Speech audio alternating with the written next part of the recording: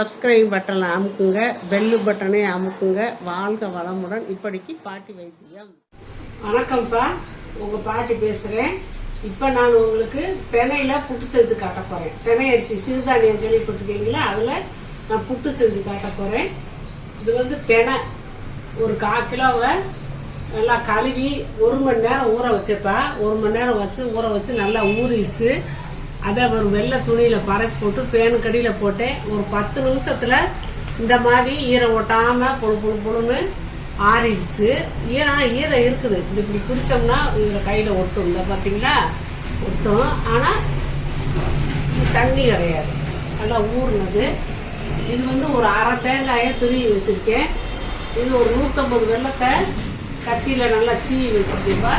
நெய் இவ்வளோதான் இதுக்கு தேவை. இப்போ நம்ம புட்டுக்கு இதை மிக்சியில் போட்டு அரைப்போம்.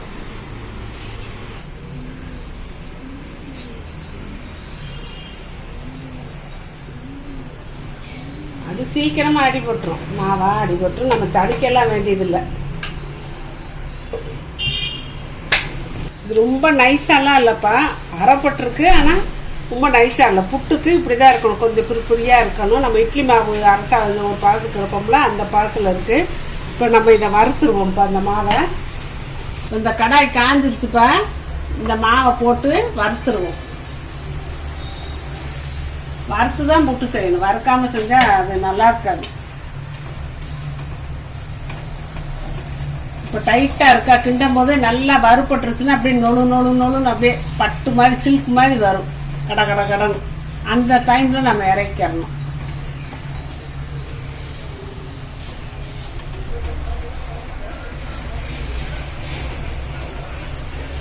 இன்னும் வறுபடணும்ப்பா.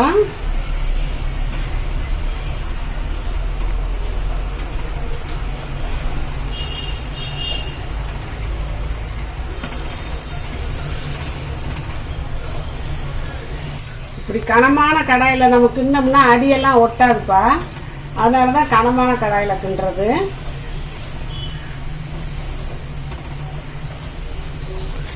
இப்போ மாவு இந்த லேசாக வரும் பார்த்தீங்களாப்பா. அப்போ கெட்டியாக இருந்துச்சு, இப்போ நல்லா ஒரு மாதிரி லேசாக வந்துருச்சு. வாசமும் வந்துருச்சு, வறுபட்ட வாசம்.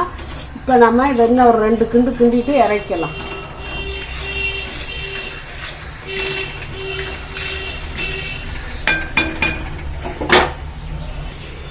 இந்த தட்டில் கொட்டிக்கலாம்ப்பா.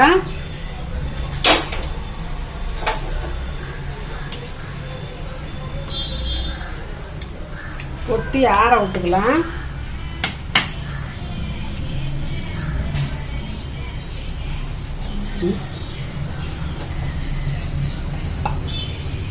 புட்டுக்கு நம்ம கொஞ்சம் உப்பு போட்டுக்கிறணும்ப்பா. இந்த அளவு உப்பு, தூள் உப்பு, இந்த உப்பு தான் நான் வச்சிருப்பேன், அதை போட்டுக்கிட்டேன். உப்பு மாவும் ஒன்றா கலக்கிற மாதிரி நம்ம பிரட்டி விட்டுக்கலாம். வெறுமாவே பரட்டணும், தண்ணி ஊற்றாதுக்கு போது பரட்டிட்டோம்னாலே உப்பு நல்லா கலங்கும். அதனால முதலே போட்டு கிண்டிடணும். அப்புறமேல தண்ணி தெளித்து நம்ம பரட்டணும்.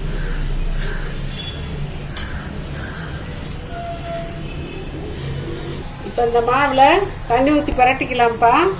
நல்லா உப்பு கலங்கியிருக்கும். தண்ணி பார்த்து கொஞ்சம் கொஞ்சமாக ஊற்றி பரட்டிக்கிறோம். வறுத்த மாவு அதை நல்லா இழுக்கும் தண்ணியை.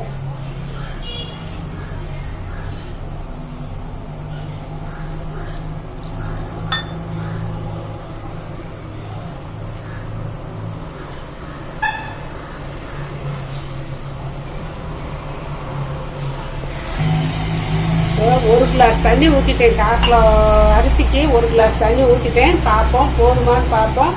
பத்தலைன்னா இன்னும் கொஞ்சம் நம்ம ஊற்றிக்கலாம்.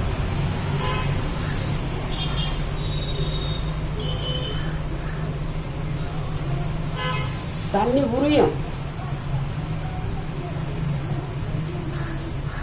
தண்ணி பத்தாம ஊற்றணும்னா வரன்னு இருக்கும், சாப்பிடவே முடியாது. இப்படி நல்லா ஒரு மாதிரி ஊறி பொதுன்னு வர்ற அளவுக்கு நம்ம போதும்ப்பா. 1/4 கிலோ தினைக்கு 1 கிளாஸ் தண்ணி சரியாக வருது. நீங்கள் அது மாதிரி பார்த்து இந்த மாதிரி புழுன்னு புட்டு மாவுனா இப்படி புட்டு மாவுனா இப்படி ஊற்ற இப்படி உதிரணும். ஆனால் தண்ணியும் கரெக்டாக இருக்கணும், பத்தாமல் இருக்கக்கூடாது.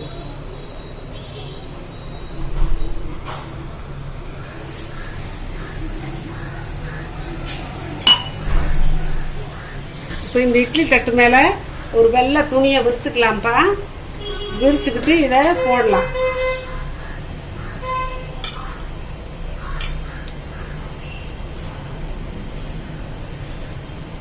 இந்த மாவை போட்டு நம்ம அவிக்கணும். அதே புட்டை அவிக்கிறது.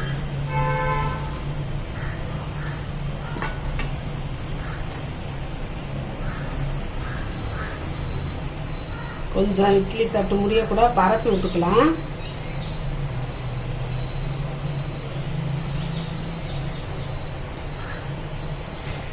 பெரிய துணியாக தான் இருக்குது. நான் கிழிக்க வேணாமேன்னு அப்படியே மடக்கிட்டு இருக்கேப்பா.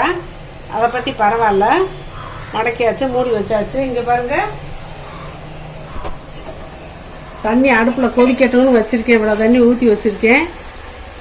கொதிக்கவும் தான் நம்ம தூக்கி வைக்கணும். கொதிக்கட்டும்.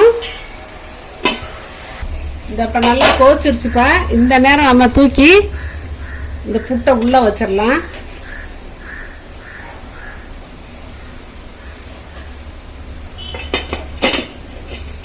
மூடி வச்சிருவோம். நல்லா சுற்றி குப்பு குப்புன்னு ஆய் வெந்துருச்சுன்னா வெந்துருச்சுன்னு அர்த்தம். வரட்டும், வேகட்டும். இப்போ 1 நிமிஷமா இப்படி ஆய் வந்துக்கிட்டே இருக்குப்பா. வச்சு ஒரு 5 நிமிஷத்துக்கு மேலே ஆகுது. 1 நிமிஷம் ஆய் வந்துக்கிட்டு இருக்குது. போதும், திறந்து பார்ப்போம்.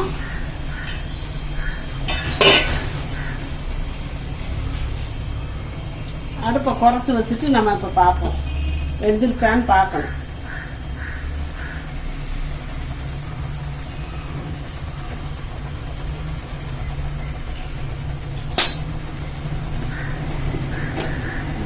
வெந்துருச்சுப்பா. வேகலைன்னா நம்மளுக்கு வெள்ளையா தெரியும். இது நல்லா வெந்துருச்சு. வெந்தது இப்படி தூக்கும் போதே லேசாக இருக்குது. வெந்துருச்சு. இப்போ அடுப்பை ஆஃப் பண்ணிக்கலாம். இப்போ இந்த புட்டை இந்த பாத்திரத்தில் போட்டுக்கலாம். ஒட்டாமல் வந்துருச்சுப்பா.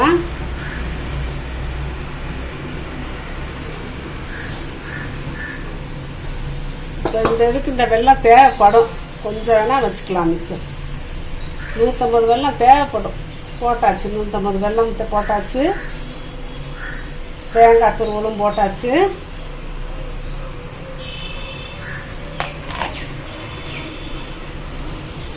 நெய்யை நம்ம காய்ச்சி தாப்பா ஊற்றணும்.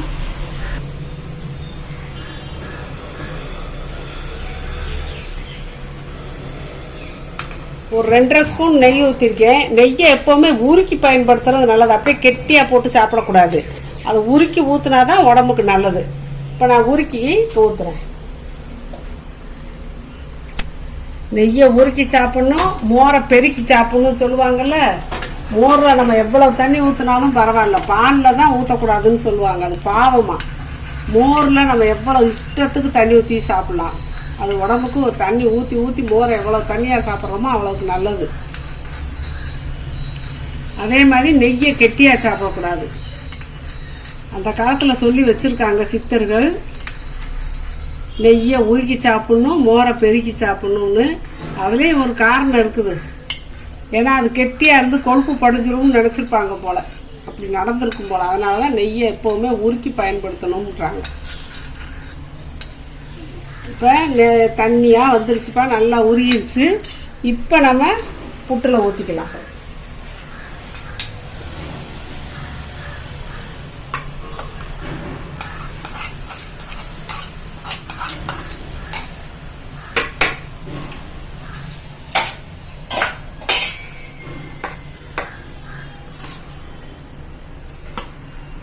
அழகான தெனைப்புட்டு ரெடி ஆயிடுச்சுப்பா. உடம்புக்கு இதில் வைட்டமின் ஏ சத்து இருக்குது. என்னென்னமோ சத்தெல்லாம் இதில் நிறையா இருக்குது. சிறுதானியம். நம்ம தினையை இப்போ சோறு பொங்கியெல்லாம் சாப்பிட மாட்டோம். இப்படி ஏதாவது அன்னைக்கு தினையில் கொழக்கட்டை செஞ்சு காட்டினேன். இப்போ புட்டு செஞ்சு காட்டுறேன். இப்படி விதவிதமாக செஞ்சு சாப்பிடலாம். புட்டு தினையிலே மாவிளக்கு செய்யலாம். தெனை மாவுன்னு சொல்கிறாங்கல்ல, அப்படியே செஞ்சு சாப்பிட்லாம். ஆனால் தினையை நம்ம வெயில் காலத்தில் சேர்க்கக்கூடாதுப்பா. தினை சூடுன்னு சொல்லுவாங்க. வெயில் காலத்தில் சேர்க்கக்கூடாது. இப்போ 1/4 கிலோ அரிசிக்கு 150 வெல்லம் போட்டேன். தேங்காய் அவங்கவுங்க இஷ்டம், எவ்வளவும் போட்டுக்கலாம், கூடையும் போட்டுக்கலாம், குறையும் போட்டுக்கலாம். தண்ணி 1 டம்ளர் வச்சுருக்கேன்ப்பா. 1 டம்ளர் ஊற்றி பசஞ்சதெல்லாம் சரியாக வருது. இப்போ சூப்பராக கம்மன்னு நெய் மணக்கிற தெனைப்புட்டு நம்மளுக்கு ரெடி ஆயிடுச்சு. இதில் வேணும்னா எள்ளு கூட கொஞ்சம் கருப்பு எள்ளை வறுத்து போட்டுக்கலாம்.